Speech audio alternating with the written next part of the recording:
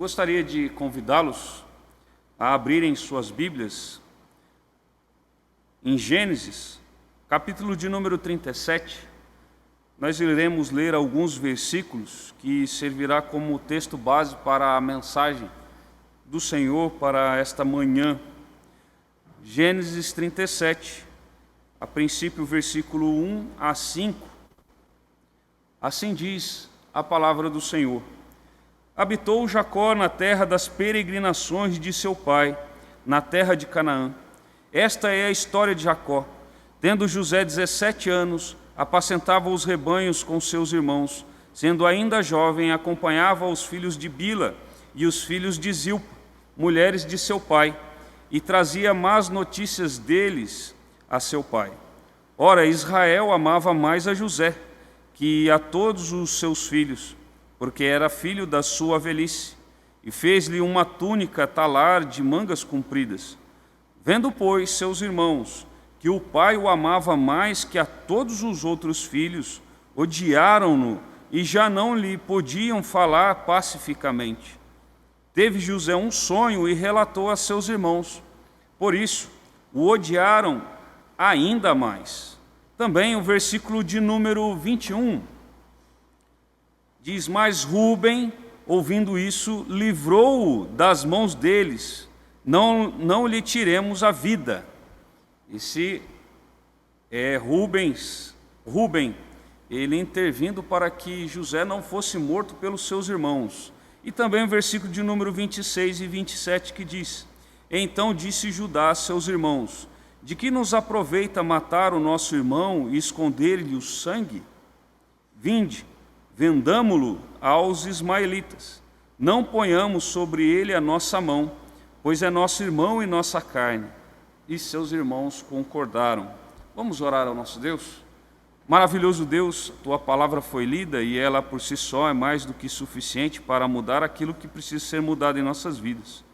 Ó Santo Espírito de Deus, venha trazer a interpretação correta da tua palavra e aplicá-la em nossos corações, tornando assim os nossos corações sensíveis a ela e que possamos viver de forma prática aquilo que aprendemos do Senhor.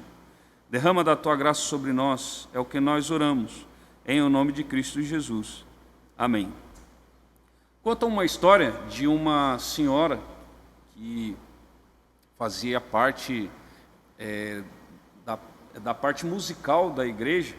Ela tocava inclusive piano e muito envolvido com a igreja. E aconteceu que ela tinha um filho que inclusive era campeão de natação. E aconteceu do filho dela ir para a praia e aconteceu dele morrer afogado na praia, diante de alguma circunstância lá do mar revolto. Mesmo o filho sendo campeão de natação, ele vem a morrer. E ela, muito desgostosa com isso que aconteceu, muito triste, depressiva, ela abandonou os caminhos do Senhor. Ela se entristeceu de tal forma que ela se revoltou até contra Deus e acabou abandonando os caminhos do Senhor. Irmãos, essa é uma das histórias e de tantas inúmeras histórias de pessoas que tiveram alguma dificuldade na sua vida. Não que a dificuldade fosse pequena, perder um filho é uma dificuldade pequena, não estou querendo dizer isso. A dificuldade é grande mesmo. Mas existem tantas histórias de pessoas que acabaram abandonando os caminhos do Senhor, abandonaram a sua fé diante de circunstâncias difíceis na sua vida. E esse texto, não apenas esse texto, mas a história de José, ele vai falar sobre uma pessoa que passou muitas dificuldades, sofreu injustiças, mas ele jamais abandonou o caminho do Senhor. E gostaria então de trazer o seguinte tema a essa mensagem, e nós iremos passar pela história de José. O tema da mensagem é a perseverança e suas consequências. E aqui, em primeiro lugar, nós podemos ver a questão de os atos de perseverança. No texto que nós lemos aqui, o 37, de 1 a 5, nós vemos, por exemplo, algo acontecendo na vida de José. Alguns dizem até que José, com 17 anos, um adolescente, ele era bem metido.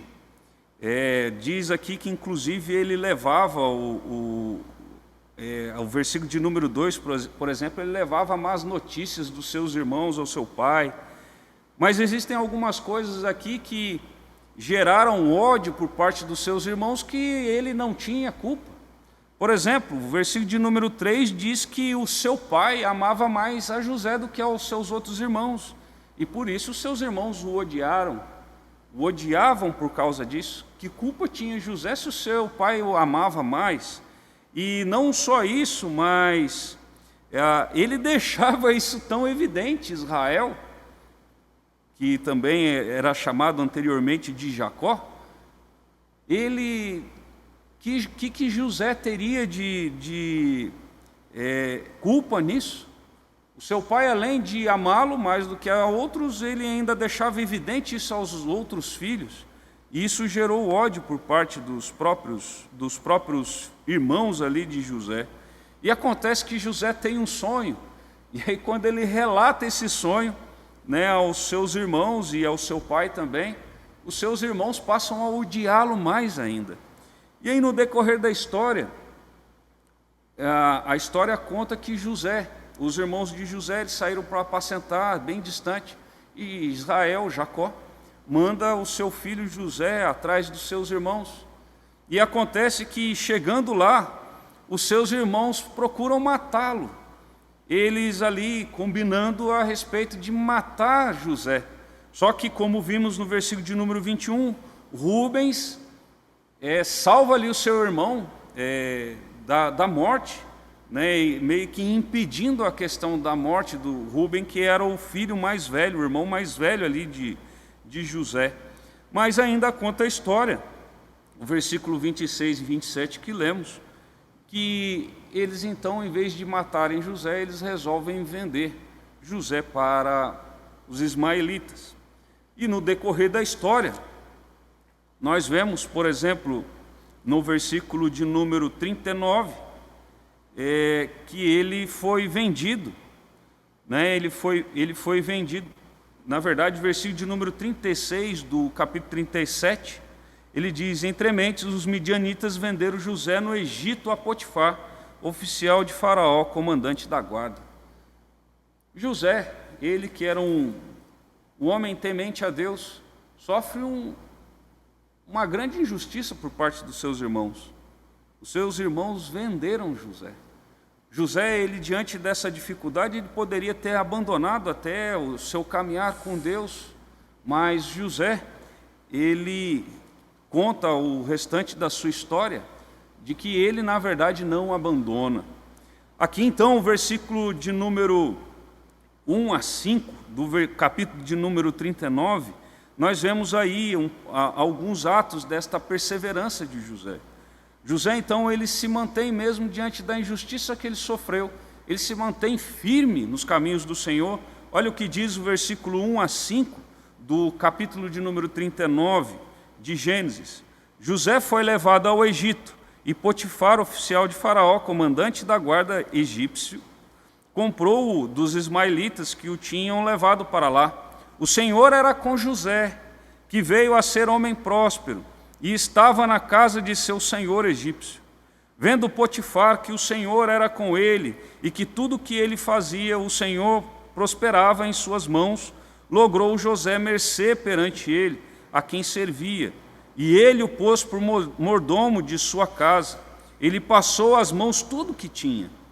E desde que o fizera mordomo de sua casa e sobre tudo o que tinha, o Senhor abençoou a casa do egípcio, por amor de José. A bênção do Senhor estava sobre tudo o que tinha, assim em casa como no campo. Então aqui parece que as coisas começam a mudar para José.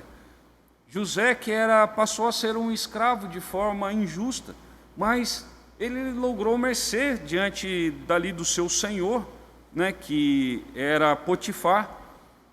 E José, então, ele passa a ser um grande mordomo, ele passa a administrar de forma livre as coisas de seu senhor, que era um homem muito importante. Ele era oficial de Faraó, né? Ele era o chefe da guarda, comandante da guarda de Faraó. Mas o decorrer da história mostra que José novamente ele é injustiçado. A mulher de Potifar, ela quer ter relações com José, mas José, ele, sendo temente a Deus, ele resolve não se contaminar, não ser injusto com o seu senhor. E conta aqui a história, versículo de número 20 e 21, que José novamente ele é injustiçado. A mulher de Potifar faz uma armadilha para ele e conta uma mentira a seu marido a respeito de José, de que José quis abusar dela. E aqui o versículo de número 20 e 21 do 39 fala sobre outra grande injustiça que ele sofre. E diz o seguinte: e o senhor de José o tomou e o lançou no cárcere, no lugar onde os presos do rei estavam encarcerados. Ali ficou ele na prisão. O Senhor, porém, era com José e lhe foi benigno, e lhe deu mercê perante o carcereiro. Irmãos, o homem sofreu novamente injustiça. Novamente injustiça. Ele estava fazendo tudo de forma correta. Ele estava sendo fiel. Fiel a Deus, fiel ali a Potifar. E ainda assim, ele sofreu injustiça. Ele sofreu essa tamanha injustiça. Mas José, ele persevera nos caminhos do Senhor, mesmo diante de tantas dificuldades que ele está passando. E ele aqui, então, logra mercê, ali mesmo no cárcere. O carcereiro passa a dar liberdade para ele. Mas, irmãos, nós ainda vemos, por exemplo, que ele não era de ficar reclamando. Quando aqui não registra reclamações de José. José, por exemplo, ele nem se defende perante o seu senhor. Ele nem se defende. Não há nenhum registro sobre sua defesa. Ele, de fato, coloca tudo nas mãos do Senhor. O Senhor é o seu juiz. Nós sabemos que Ele também é o nosso juiz. Mas Ele aqui diz, o Senhor vai estar à frente, porque ele não faz a mínima defesa, ele não entra em contato ali com o seu senhor e explica, olha, eu não tenho nada com isso. Não, ele vai calado e ele acaba sendo preso. E acontece que ele preso, no decorrer da sua história, conta então um sonho. É preso ali o copeiro-chefe e o padeiro-chefe de Faraó. E o interessante que na interpretação que ele faz dos dois sonhos, o versículo de número 14 e 15 do capítulo de número 40, José ele fala a respeito dessa injustiça que ele estava sofrendo.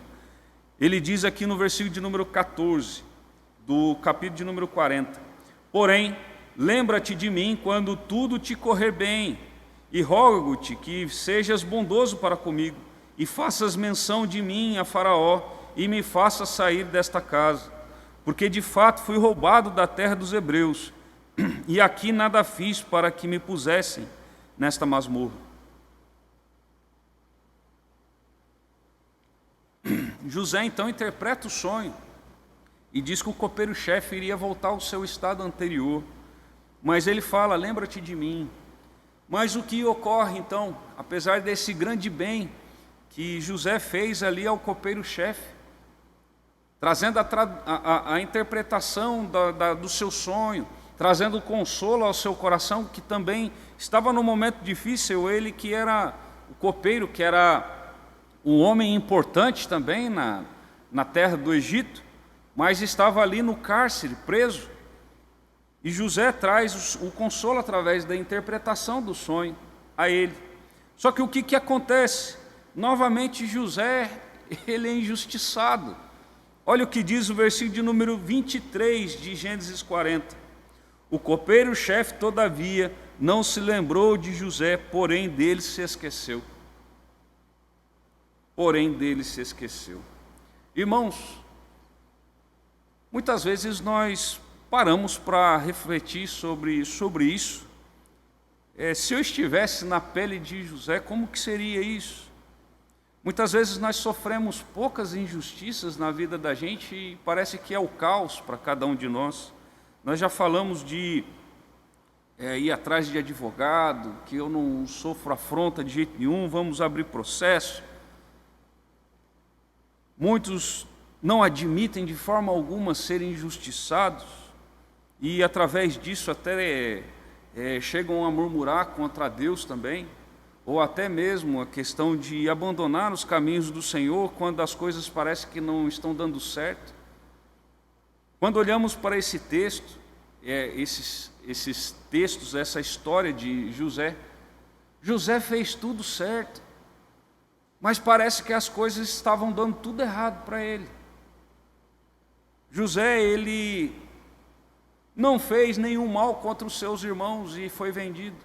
José não fez nenhum mal contra o seu senhor Potifar e ele foi preso. José fez o bem para o copeiro-chefe e foi esquecido.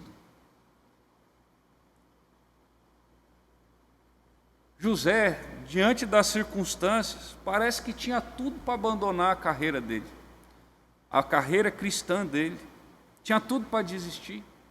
Mas, Senhor, eu busco o Senhor, faço tudo direitinho e está dando tudo errado na minha vida. Está dando tudo errado. Se fôssemos nós no lugar dele, será que nós iríamos perseverar também? Será que nós faríamos como José, se manter íntegro no caminho do Senhor? Ou será que nós iríamos balançar para deixarmos? Afinal, ele está fazendo o certo, mas está dando errado. Nós temos, irmãos, muitas vezes uma visão muito pragmática das coisas. Nós achamos assim que se a gente está fazendo as coisas certas e não está dando certo do jeito que a gente esperava, a gente muitas vezes acha que Deus não gosta de mim. Eu acho que o prazer de Deus é me castigar. Muitos pensam desse jeito, mas Deus, ele não é um Deus sádico. Deus, ele tem propósitos. Quando nós olhamos por completo a história de José, nós falamos, olha, que bênção que foi José. Mas para pensar, se você estivesse na situação de José nesse momento aqui, sem vislumbrar todo o futuro que iria acontecer, sem vislumbrar todo o futuro. José, ele se mantinha porque ele se mantinha íntegro, apesar de toda a circunstância contrária, ele se mantinha íntegro ao Senhor, porque ele entendia que Deus tinha os propósitos na vida dele. Muitas vezes, nós só conseguimos enxergar isso lá na frente, somente lá na frente. E José conseguiu enxergar isso, mas só lá na frente também, não foi logo no início. Irmãos, não abandonemos, não deixemos de fazer o que é certo, porque de repente as coisas estão dando errado.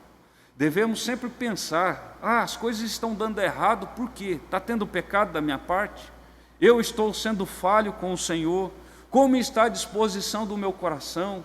As coisas não acontecem por quê? Porque eu estou sendo de repente egoísta? Ou em vez de buscar algo para a glória de Deus, eu estou buscando algo para a minha própria glória, por isso não está dando certo? Nós também devemos fazer essa reflexão. Mas se estamos sendo íntegros, se não estamos buscando a nossa glória, se estamos buscando a glória do Senhor e as coisas não estão dando certo, irmãos, devemos perseverar.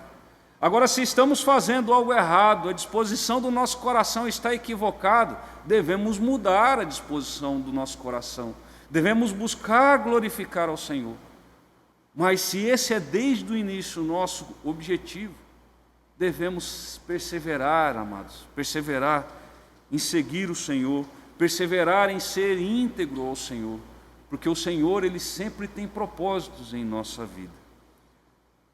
Vimos nestes textos a respeito de atos de perseverança de José. Vamos ver então também sobre as consequências desses atos.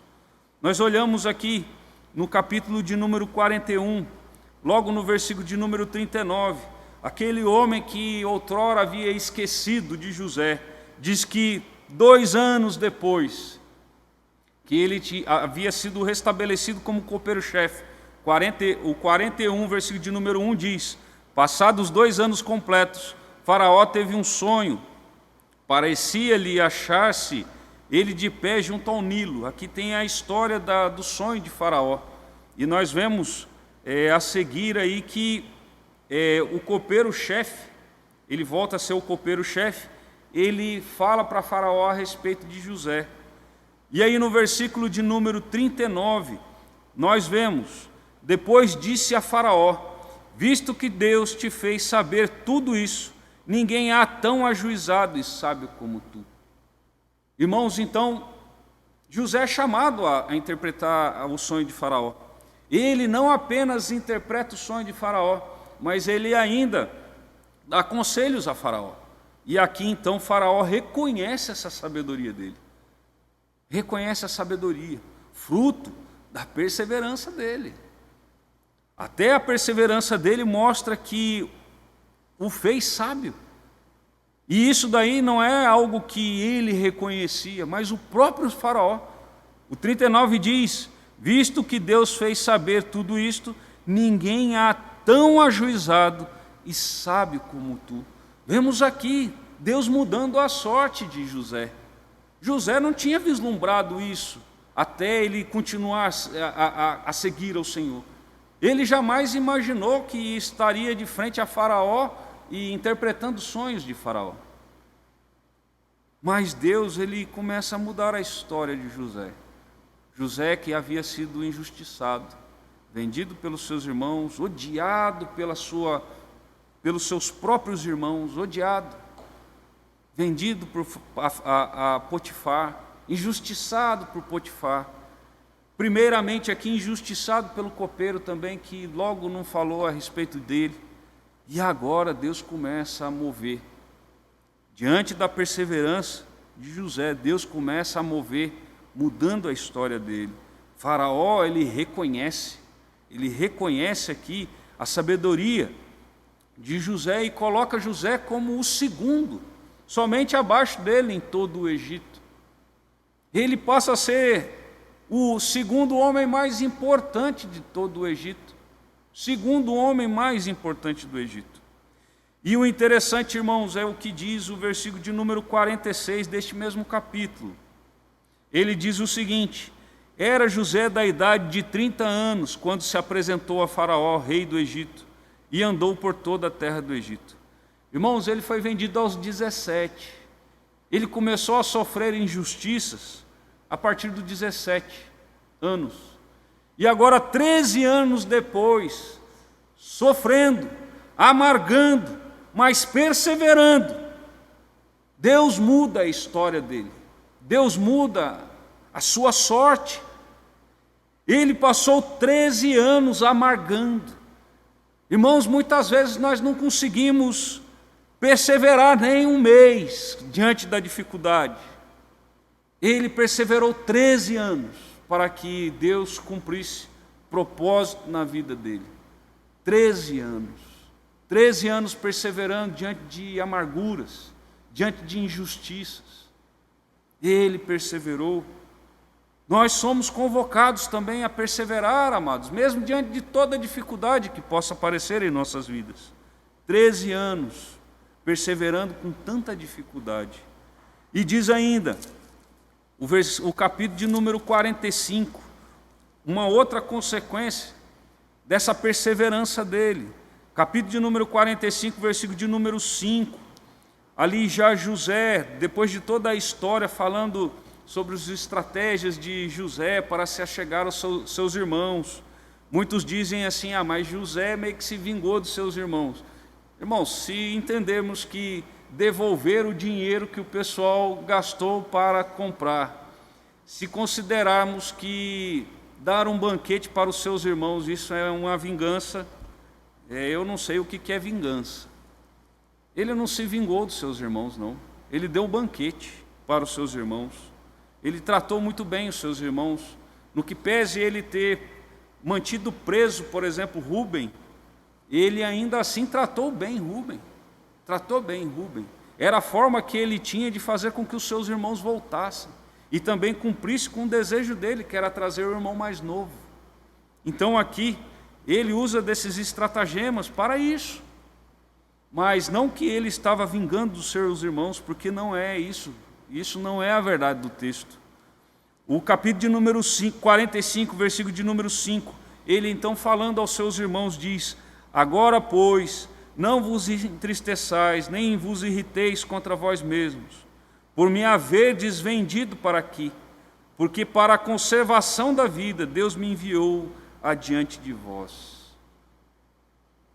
O fruto da perseverança dele, irmãos, foi a compreensão de que Deus ele estava usando José para a preservação da vida, tanto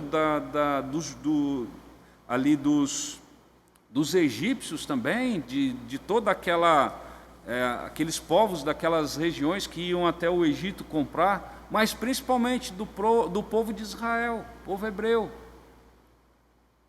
Ele entendeu que foi para conservar a vida que Deus tinha o encaminhado até o Egito. Talvez você pense assim, mas precisava passar por tanta aflição por 13 anos? Mas foram 13 anos forjando o caráter de José. Foram 13 anos que Deus forjou o seu caráter. Foi 13 anos que José foi provado na sua fidelidade. Foram 13 anos que José foi provado na sua perseverança para com o Senhor. Era necessário que José passasse por tudo aquilo que ele passou, para que, através da sua perseverança, ele colhesse as consequências, os frutos dessa sua perseverança. Uma delas foi isso: conservação da vida. Talvez lá quando ele estava no cárcere, ele não imaginava que Deus tinha feito tudo aquilo com ele, para que ele conservasse a vida das pessoas, como agora ele constata isso. Podemos não constatar as coisas que haverão de acontecer no futuro, baseado na nossa perseverança para com o Senhor. Podemos não compreender ainda quais são as bênçãos que Deus tem reservado para nós, diante da perseverança que Ele nos exige. Mas uma coisa é fato, irmãos. Deus, Ele sabe do que nós temos passado. Deus sabe de todas as dificuldades suas, as minhas. E todas elas têm o seu propósito. Nada é vão. Deus, como disse, Ele não é um Deus sádico. Ele não se alegra no teu sofrimento. Ele, na verdade, está formando e moldando o seu caráter cristão, de forma que você seja cada dia mais firme no caminho dele. Ele, então, nós vemos ele falando novamente aos seus irmãos, lá no capítulo de número 50, já no final de Gênesis, versículo 20 e 21, seus irmãos ali depois da morte de Israel, seu pai, os irmãos com medo de José, que olha, já que o pai agora morreu, José não tem mais do que se envergonhar, ele não trará vergonha ao nosso pai, então quem sabe ele agora vai querer nos escravizar, ele vai querer fazer com que paguemos tudo aquilo que ele mal que fizemos para com ele. Assim pensavam os seus irmãos. Olha o versículo de número 20 e 21. José diz: mas vós, na verdade, intentastes o mal contra mim. Os irmãos, ele falando para os irmãos dele. Porém, Deus o tornou em bem, para fazer, como vedes agora, que se conserve muita gente em vida. Não temais, pois, eu vos sustentarei a vós outros, e a vossos filhos. Assim os consolou e lhes falou ao coração. Irmãos, em nenhum momento, José, que passou a ser o segundo do Egito, somente Faraó acima dele, em nenhum momento José procurou vingar-se, nem dos seus irmãos. Potifar passou a ser abaixo dele, ele não buscou vingança contra Potifar. A mulher de Potifar passou a estar abaixo dele, ele não buscou vingança contra a mulher de Potifar. Aquele que é abençoado por Deus e segue o caminho do Senhor, entrega todas essas coisas na mão do Senhor. Não busca com suas próprias mãos vingança. Não busca a solução das injustiças através das suas próprias mãos, mas deixa nas mãos do Senhor. Porque o Senhor é aquele que está com o seu povo. Irmãos, que Deus venha fortalecer a nossa vida, venha falar ao nosso coração.